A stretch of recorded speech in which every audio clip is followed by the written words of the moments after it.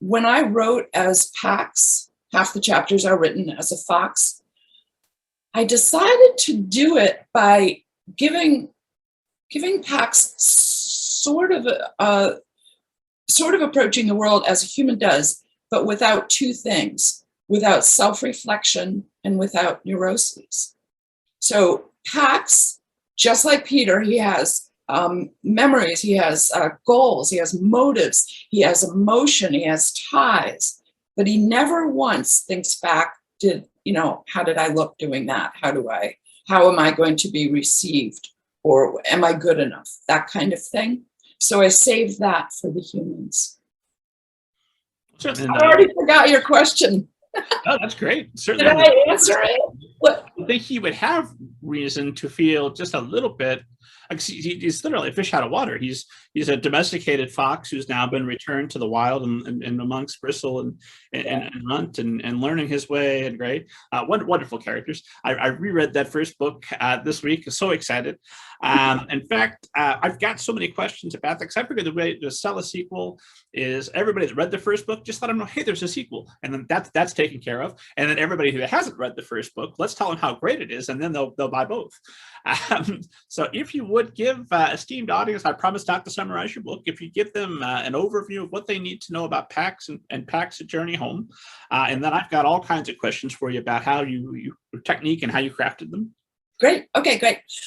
So for quite a while before I wrote Pax, I was two things I had been trying really hard to work into a book. I was obsessed with two things. One of them was the incredible bonds that I know that children can form with animals, even wild animals.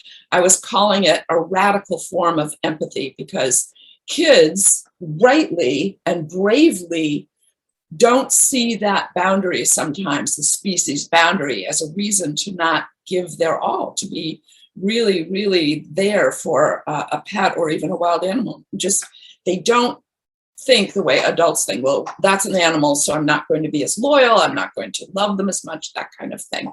Nope, kids have this radical empathy. So I wanted to write about that. I also, though, wanted to write about the fact, the injustice that kids and animals don't get a say in war. They are never asked to, hey, should we have this war?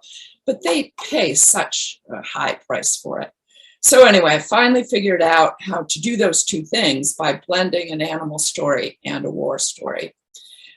And then once I got going in Pax is the story of a boy who had, after his mom has died and he's really needing something, he finds a kit fox alone in a den. The mom has been killed by a car. The other kits are dead. And so he takes it home and he gives it all the love that he's missing from his mom. He raises that fox just as you would raise a kitten or a puppy. And a fox is a really wonderful choice. In fact, maybe if you want to ask me about that, we can talk about foxes and why they're such a great choice. But it was sort of like a cat and a dog combined. That's the kind of animal that it was. So we did that. Then war came, and as when war comes, people are displaced. When people are displaced, they often have to get rid of their animals. So that's the setup for Pax. Here's this kit fox who wouldn't be alive if Peter hadn't found him. Peter would not be okay if he hadn't found this pet, this animal to raise and to love and connect with.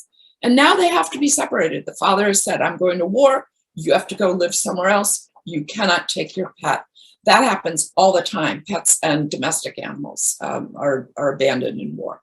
So the story is really then becomes two stories. Pax is trying to figure his way in the wild while trying to get back to Peter.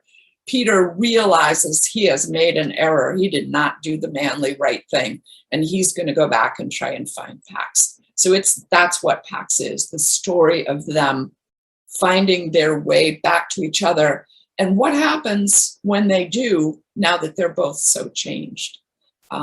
That's what all I think I would say about Pax. If you haven't read it, I'll say one more thing is page 6 and 7 are really hard, but get through that.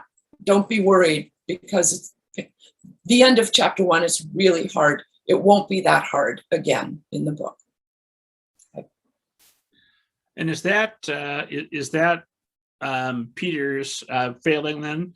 Is we know that he should be stopping his separation from Pax, and he doesn't do it. And of course, he's going to spend the rest of the book making up for it. But is that the key defining flaw? Yeah. I guess it would be. It's not something, though, that he had any choice in. He really didn't. We don't. When our parents, when war comes and an adult in charge says we have to do this thing, you kind of have to do it. However, once you're alone and once you have some agency, which he did, then you have some choices. And he made maybe some bad choices, but for the right reason. And I should go back and say almost all of my other books, besides the Pax and Pex sequel, are funny books. I'm just realizing this as we talk. And that's how I introduce the characters to you. Something funny happens where you're laughing, but you're going, oh my gosh, honey, why did you do that thing? I wish you hadn't, but I do that too. So I think that's more what I mean when I say I introduce failings. Like all the Clementine books, we always open up and see her messing up. And the Whalen books, yeah, I would say, except for these two books, there's a lot of humor in that opening introduction that makes you, I don't know, when we're laughing, I think it's easier to say I'm connected to you when we're laughing.